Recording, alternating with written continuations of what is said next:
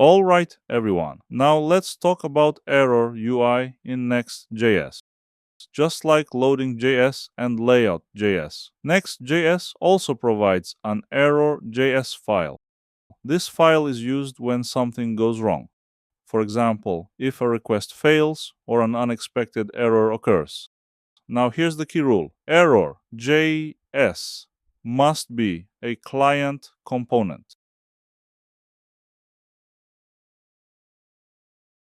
So at the top, we must write use client.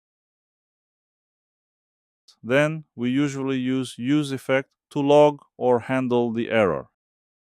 And Next.js automatically gives us two things, error object and a reset function. The reset function allows us to retry.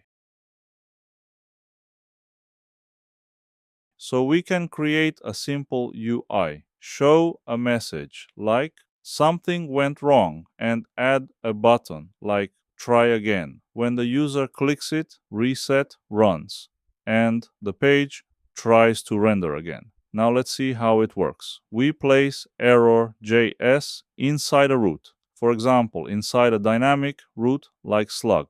Now, if something breaks in that root, this error UI is shown. For example, if we request a student that does not exist, like ID 10, the fetch fails, and instead of crashing, our custom error screen appears.